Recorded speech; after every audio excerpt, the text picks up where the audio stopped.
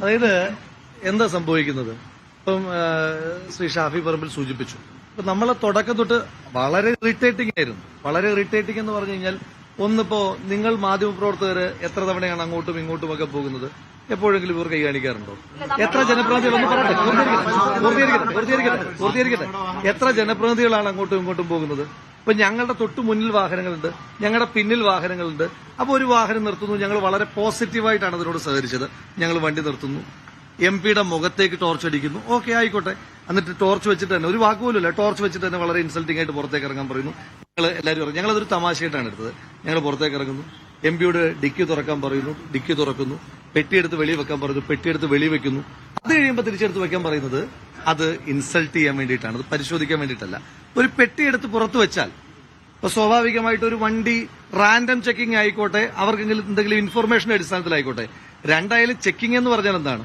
പെട്ടിയെടുത്ത് അടച്ചിരിക്കുന്ന പെട്ടി പുറത്തെടുത്ത് വെച്ചാൽ അതിനകത്ത് എന്തെങ്കിലും ഉണ്ടോ ഇല്ലയോ എന്നുള്ള അവർക്ക് എങ്ങനെയത് ബോധ്യമാവുക? അതപ്പോ ഇൻസൾട്ട് ചെയ്യാൻ വേണ്ടിയിട്ടില്ല. കാരണം അവിടെ കുറെ ആളുകളുണ്ട്. കുറെ ആളുകളുടെ മുന്നിൽ അതൊന്ന് ഇൻസൾട്ട് ചെയ്യുക, ഒന്ന് ഷെയ്ഡി ആയിട്ട് നിർത്താൻ ശ്രമിച്ചു നോക്കാം എന്നൊക്കെ പറയുന്നതാണ്. ഇപ്പൊ സ്വാഭാവികമായിട്ട് അതൊരു ഇൻസൾട്ട് തന്നെയാണ്. ഞങ്ങൾ നിരന്തരമായി ആവശ്യപ്പെടുന്നുണ്ട്, അതിന്റെ വിഷ്വൽസ് ഞങ്ങൾ തരാം. നിരന്തരമായി ഞങ്ങൾ പറയുന്നുണ്ട്, നിങ്ങൾ പെട്ടി തുറന്നു നോക്കൂ. അപ്പൊ പറഞ്ഞ് ഞങ്ങളത് ബോധ്യപ്പെട്ടു. നമ്മൾ പറഞ്ഞു അതെങ്ങനെയാണ് ബോധ്യപ്പെടുന്നത്? ഞാൻ തന്നെ ചോദിക്കുന്നുണ്ട്, നിങ്ങൾക്ക് എക്സ്റേ ലെൻസ് വല്ലതുമാണ് കണ്ണിലുള്ളത്? കാരണം ഈ അടഞ്ഞിരിക്കുന്ന പെട്ടിക്കകത്തൊന്നുമില്ല എന്ന് നിങ്ങൾക്ക് ബോധ്യമാകുന്ന തരത്തിൽ എന്തെങ്കിലും എക്സ്റേ ലെൻസ് ഉണ്ടോ? ആ വിഷ്വൽസ് ഒക്കെ തരാം. ഒരു വിഷ്വൽ മാത്രമല്ലല്ലോ ഉള്ളത്. അപ്പൊ ആ വിഷ്വൽസും കൂടെ വരുമ്പോൾ നിങ്ങൾക്ക് കുറച്ചും കൂടെ ക്ലാരിറ്റി കിട്ടും. അപ്പൊ അത് വളരെ ഇൻസൾട്ടിംഗ് ആയിരുന്നു. അത് പിന്നെ അങ്ങേയറ്റം ബയാസ്ഡ് ആണ്. അപ്പൊ അതിനോട് സ്വാഭാവികമായ ഇറിറ്റേഷൻസ് ഉണ്ട്. അത് നിങ്ങൾക്കായാലും ഞങ്ങൾക്കായാലും ഉണ്ടാകുന്ന ഇറിറ്റേഷൻ. അപമാനിക്കും. അല്ലാതെ പരാതി ജനങ്ങൾ കാണുന്നുണ്ടല്ലോ. ഞങ്ങളുടെ പരാതിയെല്ലാം ജനങ്ങളുടെ മുന്നിലുണ്ട്. ആ പരാതി ജനങ്ങൾ കാണുകയും ചെയ്യും, അവരതിനോട് റിയാക്ട് ചെയ്യുകയും ചെയ്യും.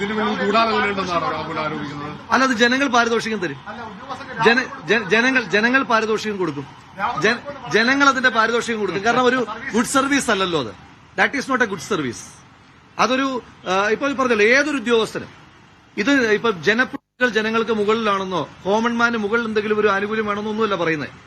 നിങ്ങൾ സാധാരണ ജനങ്ങളെ ഇൻസൾട്ട് ചെയ്യാൻ പാടില്ല. ഒരാളുടെ വണ്ടി തടഞ്ഞു നിർത്തി പെട്ടിയെല്ലാം എടുത്തു വെക്കാൻ പറഞ്ഞിട്ട് സാധാരണ ഞങ്ങളെല്ലാം ഏറ്റവും സാധാരണക്കാരാണ്.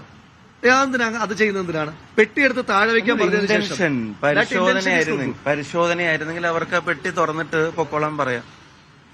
അതെങ്കിൽ പുറത്തേക്ക് എടുത്തു വെച്ചാൽ അനി പൊക്കോ എന്ന് പറയുമ്പോ എന്റെ ഒരു ഇന്റൻഷൻ ശരിയല്ല എന്ന് തോന്നിയപ്പോ അപ്പൊ സ്വാഭാവികമായിട്ട് പ്രതികരിച്ചത് ഇൻസൾട്ട് ചെയ്യുക. അതൊന്നും ഒരു ഇൻസൾട്ടന്റ് ഇന്റൻഷൻ ആയിട്ടാണ് ഞങ്ങൾക്ക് അപ്പൊ അനുഭവപ്പെട്ടത്. പക്ഷെ ഞങ്ങൾക്ക് അതിനകത്ത് പരാതിയൊന്നുമില്ല.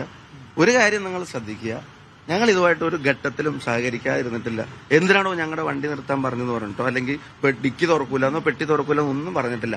എല്ലാം തുറന്ന് പരിശോധിക്കണമെന്നേ പറഞ്ഞിട്ടുള്ളൂ. പരിശോധിച്ചിട്ട് അതിൽ എന്തെങ്കിലും കിട്ടിയോ ഇല്ലയോ എന്ന് പറയണമെന്നേ പറഞ്ഞിട്ടുള്ളൂ. അപ്പൊ അതിനകത്തൊന്നും കിട്ടിയിട്ടില്ല എന്ന് പറഞ്ഞു. അതെന്താ കിട്ടാത്തതാണോ? ഞാൻ പറഞ്ഞില്ലേ, ഈ തെരഞ്ഞെടുപ്പിന്റെ ഫോക്കസ് എന്തായിരിക്കണം ഞങ്ങൾക്ക് നല്ല ബോധ്യമുണ്ട്. തെരഞ്ഞെടുപ്പിൽ ജനങ്ങളോട് എന്താണ് പറയേണ്ടതെന്നുള്ളതും ജനങ്ങളുടെ ഇടയിൽ ചർച്ചയാക്കി നിർത്തേണ്ടത് എന്താണെന്നും കൃത്യമായിട്ടുള്ള അതപ്പോ ആലോചിച്ചില്ലല്ലോ. അവരുടെ കയ്യിലൊരു വീഡിയോ ഉണ്ട്. അല്ല, അവരുടെ കയ്യിലൊരു വീഡിയോ ഉണ്ട്.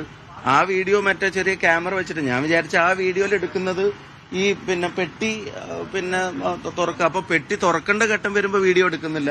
ഞാൻ പറഞ്ഞു, മോനെ നീ അതെന്താ എടുക്കാത്ത? അതല്ലേ എടുക്കേണ്ടത്. ഞങ്ങളെ ഇറങ്ങുന്നതും പോകുന്നതും ഒക്കെ എടുത്തല്ലോ. അല്ല, ഞങ്ങള് തെറ്റും ചെയ്തിട്ടില്ലല്ലോ. ഞങ്ങളുടെ ഭാഗത്ത് കുറ്റമൊന്നുമില്ലല്ലോ.